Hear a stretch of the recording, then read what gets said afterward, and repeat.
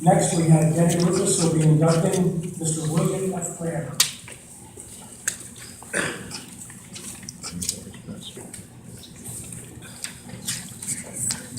We are here to induct William F. Cranmer, Martins Ferry Summer Swim Team coach, or as everybody called him, Mr. Cranmer. Nothing more, nothing less. The coaches that are here today did the same thing I did. In honor of him, we wore our purple because he was always used to being near purple swim trunks, purple towels, purple shirts, purple everything to do with the swim team. So in honor of him, the 3 or 4 coaches that are back there wore their purple and white for him, which I think is a great honor. In knowing the information that I got from Mr. Cranmer, I thought the best thing to do would be talk in 3 categories. What we didn't know about him, what we did know about him, and what he did for the swim team. And in researching, I thought I'd start with what we didn't know about him. That he was inducted into the United States Army in 1942. That he drove supply trucks in New Zealand and New Guinea and jumped from a truck into a ditch while Japanese fighters were strafing the area. He was a very private person. He didn't say too much about that kind of things. That he was also in a combat unit in Mindanao with Douglas MacArthur, that we didn't know.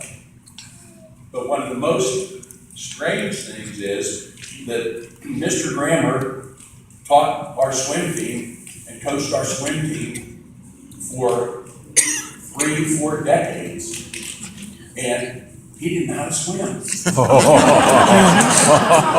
He did not know how to swim, which was a good thing because of the years that Martins Ferry won those championships.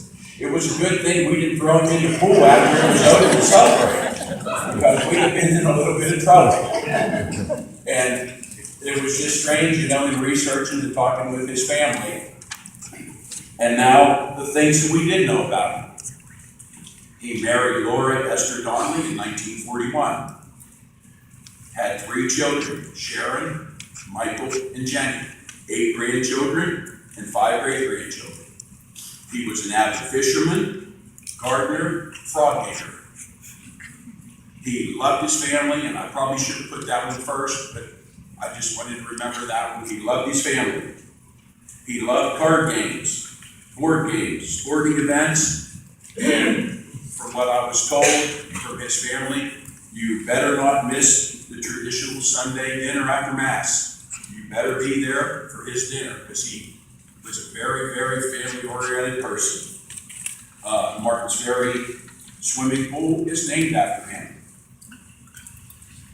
He started the Betty Zane swim meet years ago. It used to be a big meet where we used to get lots of teams in.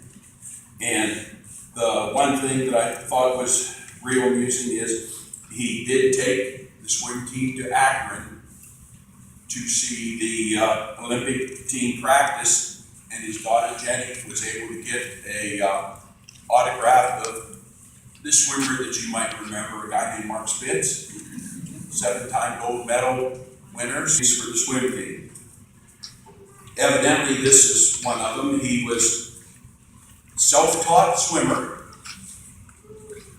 He read a lot of magazines, books, videotapes, learned the strokes, learned the techniques, learned the training programs, everything that he could to make the Martins Ferry swim team better. He founded the Martins Ferry swim team because his son Michael wanted to swim competitively, and there were no swimming programs around. And that eventually turned into our Belmont County Swim League. And by the way, his son Michael ended up being 14th in the nation in the backstroke. So that's pretty good. Him and his wife Laura, it wasn't uncommon on the day before the swim meet to go to their house and see nothing but the silk ribbons being dried on their couches, on their tables, because they made all that by hand. So they did a lot of things like that, and you'd walk in the living room, and you would see all the ribbons drying, waiting for the swim meet the next day. He would often pick up the kids, and a lot of the people would hear, if you had Mr. Grammer for a coach, he would come in a large blue and white van to pick kids up. And when he picked the kids up, he had the old-fashioned button where you pressed and a cow horn went off. And the kids knew Mr. Grammer was there because the cow horn was there to pick him up. Okay? And, but I think this last one here is probably the most important. He gave the children of the community thousands of hours of his time. He always had time for everybody, and he was very special. And he was never too busy to help someone else, which excuse me, but I heard for that because he taught my kids too. And I think in closing, I would just like to say his daughter-in-law, Karen, probably summed it up the best. Martin's Ferry swim team and the Belmont County Swim League was a labor of love for Mr. Grammer and the entire Grammer family. And that's the way they felt. And at this time, I would like to have his daughter-in-law, Karen, come up and receive the plaque.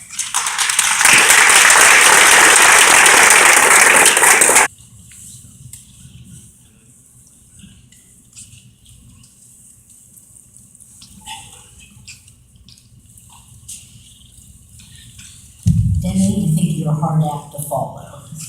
Thank you very much. And I want to say welcome and thank you to all of the Martins Ferry Hall of Fame board members and to all of the people here in the city that have been so kind to our family over the years. Bill Grammer was unique. He was a man of many talents, and he was fun. And his time serving in World War II, we didn't know as a family anything about it until the last 7 months of his life. He lived with Michael and I, and we took care of him because he had Alzheimer's. But in his most lucid moments, he would talk about what it was like for the barge to come open and you go running up the beach in World War II. And he always emphasized doing the right thing, doing something well. And when he came back from his experiences from island to island in the South Pacific, he was changed. But one of the things that Laura would say is that he did do the right thing. He always tried very much to take good care of their family and their friends, and eventually most of the people they were acquainted with here in Martins Ferry. I know he did that in raising my husband Michael and Michael's sisters Sharon and Jenny. They are both in Florida and were unable to come today. One of the major things he taught the children and also the grandchildren of here, Christopher and Christopher's son, and my daughters, my twins, and if you knew Bill, you heard all about the twins, Kathy and Vicky.